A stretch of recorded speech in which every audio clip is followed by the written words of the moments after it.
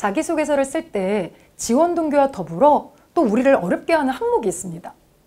지금 보시는 입사 후 포부인데요. 아무래도 우리는 취업 준비생인데 회사에 들어가서 어떤 일을 해야 되고 그런 것도 아직 정확하게 모르는 상태에서 포부를 쓰기란 쉽지 않을 수 있죠. 그래서 제가 준비를 했습니다. 입사 후 포부 어떻게 하면 효과적으로 쓸 수 있을지 같이 알아볼게요. 자, 인사 담당자의 의견 먼저 또 역시 볼 건데요. 보시면 예전 어떤 지원자가 입사 후 포부를 쓸 때 자신은 시들지 않는 꽃 같은 사람이기 때문에 입사 후에 싱그러운 꽃같이 일하겠다 이런 식의 글을 썼다고 합니다. 물론 인사 담당자 분도 이 글이 아주 의미는 이해는 한다라고 얘기를 하셨어요. 하지만 이게 정확하게 와닿지는 않았다라고 말씀하셨거든요. 알긴 알겠는데 알지 못하는 이런 애매한 글이라는 말씀을 하셨습니다. 여러분, 이런 글을 좀 더 효과적으로 쓰려면 어떤 식으로 접근을 해야 될까요? 바로 인사 담당자는 이렇게 조언을 했습니다. 입사 후 포부를 쓸 때 회사에서 자신의 비전을 어떻게 펼칠지, 어떤 식으로 나아갈지, 회사의 중요한 사업 방향은 현재 어떤 게 있는데 그것을 자신이 어떻게 일조할지 이런 것들을 결부시켜서 작성해 주는 것이 탄탄한 포부를 쓰는 비결이다라는 조언을 해주셨습니다. 이러한 조언은 정말 새겨들어야 되지 않을까 싶어요. 자, 그러면 입사 후 포부를 잘 쓴 사례, 대표적인 걸 보면서 또 소개를 하겠습니다. 보시는 것처럼 이 글은요, 소제목을 3가지를 넣었어요. 그리고 지금처럼 단락을 구분해서 좀 더 명쾌하게 가독성 있게 구성을 했는데요. 처음에 항목을 먼저 보면 영업은 은행의 꽃이다 라고 하면서 은행원이 갖춰야 할 자세 제1덕목이 영업력이다 라고 주장하고 있습니다. 그런데 이것은 지원자의 주장이기도 하지만 실제 은행에서 일하고 있는 많은 분들의 입장과 일치합니다. 그래서 여러분들의 어떤 의견을 펼칠 때는 단순한 자신의 개인 의견도 물론 필요하겠지만 회사에서 좀 더 설득력 있게 생각하는 의견은 그분들의 입장과 비슷한 의견입니다. 여러분, 그걸 공부를 해서 풀어내야 됩니다.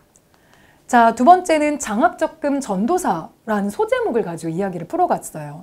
이 글에서 인상적인 부분은 3년 내에 전도사가 되겠다라는 것과 더불어 어학원에서 자신이 1년 동안 이런 경험을 쌓았는데 그걸 바탕으로 하겠다라는 의견, 이거 아주 좋죠.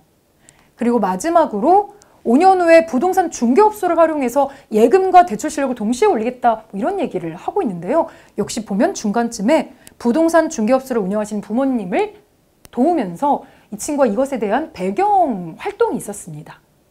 바로 이 글을 통해서 여러분들이 이해하셨으면 좋겠다 싶은 내용은 바로 단순한 자신의 꿈만 쓰지 마시고 자신이 그동안 갖추었던 역량을 바탕으로 정말 구체적으로 일조할 수 있는 그런 계획을 밝혀주신다면 회사에서 더 신뢰 있게 그 입사 후 포부 내용을 읽어주실 거예요.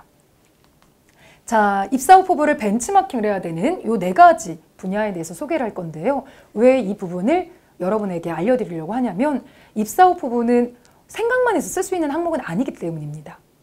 보다 효과적이고 회사에서 원하는 입사 후 포부를 쓰시려면 공부를 좀 하셔야 돼요. 자, 어떤 공부를 하면 좋을지 4가지 소개하겠습니다.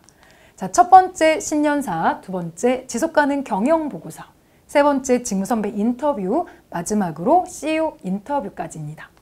신년사, 여러분 올해 2016년 10대 그룹 신년사에 가장 많이 쓰인 단어가 뭔지 아십니까? 그 단어가요, 변화예요, 변화. 변화, 경쟁력, 그리고 위기. 아무래도 지금 불경기다 보니까 이 불경기 속에서 회사가 어떻게 하면 이 위기를 잘 이겨낼 수 있을까에 대한 고민을 많이 하고 있다는 것이 벌써 신년사에 묻어납니다.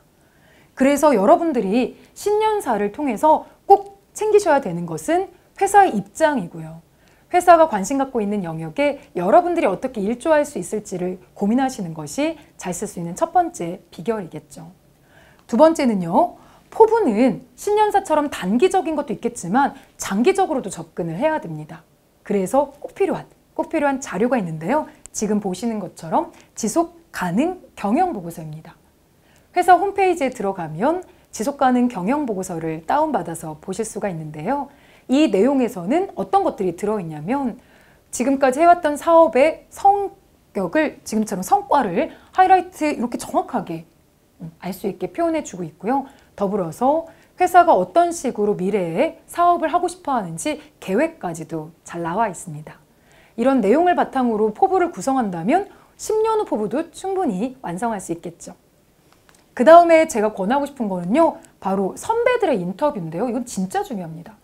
내가 가고자 하는 그 분야에 선배를 만나는 시도는 물론 제일 좋은데 그렇지 않더라도 어떻게든지 의견을 모을 필요가 있어요. 보시는 이 내용을 한번 보세요. 3년 안에 어떤 물류 전체 프로세스를 잡는 시스템을 만들고 싶은데 그 이유가 무엇이다라고 선배가 이야기를 하고 있거든요. 이렇게 명쾌한 포부를 신입 지원자들이 쓰기는 쉽지 않겠죠. 그래서 선배들의 의견을 보십시오. 선배의 의견을 보면요, 여러분이 참고할 만한 것도 많고 선배가 꿈꾸는 3년 차의 모습은 여러분의 5년 차의 모습일 수도 있고요. 계속해서 적용하면서 직무 선배의 인터뷰 기사를 읽으셔도 좋고 직접 찾아뵈는 것도 많이 권하고 싶습니다. 마지막으로 보시는 거는요, CEO의 인터뷰입니다. 직무의 선배 인터뷰도 좋겠지만 그 회사를 직접 끌어가고 또 계속해서 기준을 잡고 있는 사장님의 임원분의 의견을 참고하는 것도 진짜 중요합니다. 보시는 내용은요, 로레알의 CEO인 아공, 이분의 인터뷰 기사인데요. 화장품은 과학이다. 이거 진짜 멋있는 것 같아요. R&D가 경쟁력이다. 아공은 뷰티 제품을 병 속의 과학이라고, 저는 화장품을 병 속의 과학이라고 생각해 본 적이 저는 없는데 벌써 CEO는 다른 생각을 하고 있다라는 생각이 들었습니다. 그 이유도 물론 적혀 있고요. 그리고 더불어서 10년 후의 미래를 CEO는 공유 뷰티에 두고 있어요. 여러분, 이 회사가 어떤 분야에 포부를 두고 있느냐, 사장님의 포부가 무엇이냐가 정말 중요하겠죠.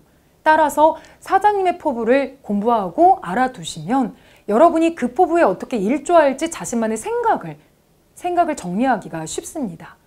그런데 이런 것들을 공부하지 않고 혼자서 10년 이렇게 하고 싶어요 라고 말하게 되면 아무래도 방향이 안 맞을 확률이 높겠죠. 열심히 하는 건 좋지만 방향에 맞춰서 열심히 하는 것이 필수예요. 자, 지금 이야기했던 4가지 왜 공부해야 될지 여러분 감 잡으셨나요? 자, 지금까지 이야기했던 포부 공부를 하시고 나면요, 포부 별거 아니네 이런 느낌 받으실 수 있을 겁니다. 자, 지금부터 공부 같이 해볼게요.